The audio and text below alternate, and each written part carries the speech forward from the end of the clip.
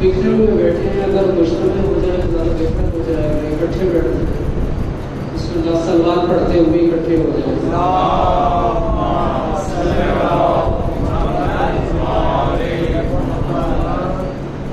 آغاز کرنے لگا ہوں 4 مصروں سے اور توجہ رکھنی چاہیے ہوگی۔ آپ اپنے دامن کو جال گئیے، آپ اپنے دامن کو جال گئیے، ہوا چراغاں کو گال گئیے، ہوا چراغاں کو گال گئیے، توحید کو خطرہ ہا کر بلا وچ، توحید کو خطرہ ہا کر بلا وچ، ثانی زہرا خطرے کو ٹال گئیے۔ سلوات پڑھیے۔ اللہم صلی علی محمد الشیطان الرجیم، بسم اللہ الرحمن الرحیم، والصلاة والسلام علی اشرف الانبیاء والمرسلین وخاتم النبیین ابوالقاسم محمد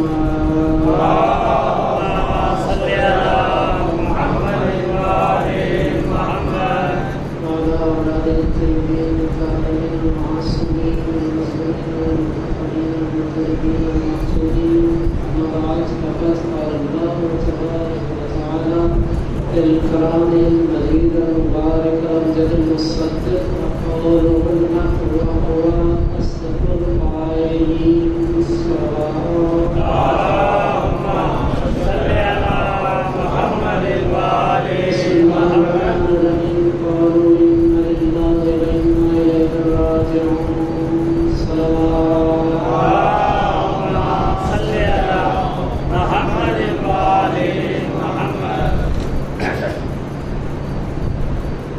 اختصار کے ساتھ کوشش کریں گے آج 2 مختلف متضاد کیفیتوں میں بات کریں آپ کے۔ ایک کیفیت ہے مومن ہونا اور ایک کیفیت ہے کافر ہونا۔ تاریخ میں 2 مومن ہیں اور 2 کافر ہیں، 2 مومن ہیں 2 کافر ہیں، لیکن جسے تاریخ میں مومن لکھا ہے خدا معلوم اس کا ایمان ہے کہاں، اس کا ایمان ہے کہاں، اور جسے تاریخ میں کافر لکھا ہے خدا معلوم اس کا کفر ہے کہاں۔ اسی پہ گفتگو ہے، اسی پہ دعا لینی ہے۔ پہلے مومن کا ذکر کرتے ہیں۔ پہلے مومن کا نام تاریخ لکھتی ہے ابو سفیان۔ پہلے مومن کا نام تاریخ لکھتی ہے ابو سفیان، اور دوسرے مومن کا نام تاریخ لکھتی ہے یزید۔ اگر اندازہ لگائیے کہ ایمان کس کیفیت پہ ہوگا کہ جہاں تاریخ کو انہیں مومن لکھنا پڑا۔ دراصل مسئلہ یہ نہیں ہے کہ تاریخ نے لکھا، تاریخ لکھوائی گئی تھی، تاریخ لکھوائی گئی تھی، مورخ بکا ہوا تھا۔ اب کافر کسے لکھا تاریخ نے؟ کافر لکھا ہے علی کے بابا کو، یعنی جناب ابو طالب کو، یا پھر کافر لکھا ہے ابو طالب کی سنت پہ عمل کرتے ہوئے علی کا نام آج تک بلند رکھنے والے شیعوں کو۔ یہ ہے لوگ کافر تاریخ کی نظر میں، ٹھیک ہے۔ اب آئیے انتہائی جلدی سے جناب ابو طالب کا ذکر کرنا ہے مجھے۔ جناب ابو طالب کون ہے؟ یہ وہ شخصیت ہے جس نے بعد جناب عبد المطلب نبی کریم کو ویسے اپنی آغوش میں سنبھالے رکھا ہے جیسے پرندہ اپنے بچے کو اپنے پروں میں سنبھال کر رکھتا ہے، جیسے بچہ پرندہ اپنے بچے کو اپنے پروں میں سنبھال کے رکھتا ہے۔ بستر بدلتے رہے ہیں نبی کا، اپنے بچوں کو سلاتے رہے ہیں، کس لیے؟ نبی بچ جائے۔ اچھا، ایک بات ذہن میں آ گئی، کہتا چلو بچہ بڑا ہو جاتا ہے نا، جب اس کی شادی ہو جاتی ہے، یہ ایک ہمارا معمول ہے یہاں دنیا کا، اب اس بچے کے بارے میں کوئی شکایت ہو نا، کوئی بڑا کہنے چلا جائے والد سے کہ آپ کے بیٹے نے فلاں کام ایسا کیا تھا، نہیں کرنا چاہیے تھا، تو والد کیا کہتا ہے کہ بھائی میاں مسئلہ یہ ہے کہ بچہ تھا، شادی ہو گئی، اب اس کے اپنے بچے ہیں، اب ہم اس کے کسی عمل کے ذمہ دار نہیں ہیں، ہم اسے سمجھا نہیں سکیں گے، ہم اسے بتا نہیں سکیں گے، وہ خود حیاتدار ہے۔ لیکن ایک بچہ جس کی عمر خود 12 یا 13 سال ہو، اس کے بارے میں کیا خیال ہے کہ والد کو یہ کہنا چاہیے؟ نہیں۔ کیوں؟ وہ والد کی براہ راست سرکردگی میں ہوتا ہے، کنٹرول میں ہوتا ہے۔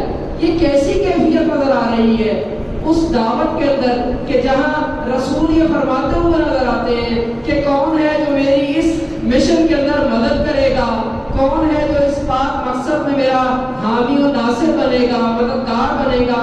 ایک 12 یا 13 سال کے سن کا بچہ کھڑا ہو جاتا ہے اور کھڑا ہو کے کہتا ہے کہ میں آپ کا مددگار بنوں گا۔ پیچھے والد یعنی جناب ابو طالب کھڑے دیکھ بھی رہے ہیں اور کہہ بھی نہیں رہے کہ یہ کیا کرنے لگا ہے، تو کس کی مدد کر رہا ہے، ہم تو اس کے دین پہ نہیں ہیں، ہم تو اس کے مطابق نہیں ہیں، ہم تو اس کے دین پہ نہیں ہیں، ہم تو اس کے مطابق نہیں ہیں، تو یہ کیا کرنے لگا ہے۔ اچھا اب آئیے ایک شخصیت اور جس نے ساتھ دیا ہے رسول گرامی کا، وہ کون ہے؟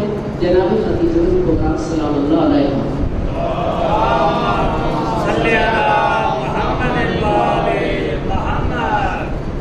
بہت ساری باتیں ہیں بیوی کے بارے میں، بہت کچھ کہا جاتا ہے اور ایسا ایسا کہا جاتا ہے جو کہنے کا حق نہیں بنتا۔ ایک جملہ اس میں سے اٹھاؤں گا کہ بیوی کی جب شادی ہوئی تھی تو بیوی کا سن 40 یا 45 سال تھا، ایسے ہی بہتر جانتے ہیں، سن زیادہ تھا، 15 سال بڑی ہے بیوی۔ آئیے تاریخ کا ایک اور کمال آپ کو دکھائیں۔ طبقات ابن سعد کتاب کا نام ہے، جس کا جی چاہے وہ جا کے کتاب کھولے اور پڑھ لے۔ اس میں ایک عجیب واقعہ لکھا ہے کہ پیغمبر گرامی حضرت دنیا میں تشریف لائے ہیں اس واقعے کے بعد جب وہ ہاتھیوں نے حملہ کیا تھا، کہاں؟ کعبے میں۔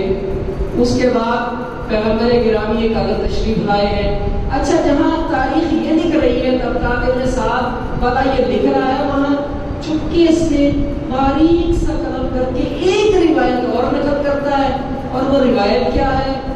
روایت یہ ہے کہ بیوی خدیجہ وہ جو عام الفیل والا واقعہ ہے نا، اس سے 3 سال پہلے دنیا میں آئی ہے، 3 سال پہلے دنیا میں آئی ہے۔ کمال نہیں ہو گیا کہ دشمنی اتنی ہے کہ 40 سال کا پیش کیا گیا اور وہیں یہ بھی لکھ دیا گیا 3 سال پہلے آئی ہے۔ اچھا اگر ایسی بات ہے تو پھر تم یہ بعد میں الزام کیوں نہ لگا سکے، بعد میں کیوں نہ یہ کہہ سکے کہ محمد نے شادی تو خدیجہ کے مال کو دیکھ کر کی تھی؟ کیوں یہ الزام اس لیے نہیں رکھ سکا کہ وہ سارا مال تو خود ہڑپ کر لیا تھا، وہ سارا مال تو خود لوٹ لیا تھا اسلام قبول کرنے کے نام پہ۔ بس تب ختم ہوئی۔ قربانیاں کئی طرح کی ہوتی ہیں، لیکن ایک قربانی ہوتی ہے جان کی، اور ایک قربانی ہوتی ہے اولاد کی جان۔ آئیے ذرا منقلب کیجئے قلبوں کو، اشکوں سے وضو کیجئے اور کربلا کی جانب دیکھیے۔ مولا حسین نے آواز بلند کی ہے، استغاثہ بلند کیا ہے، قلب ناصر ینصرنا، ہے کوئی جو میری مدد کرے۔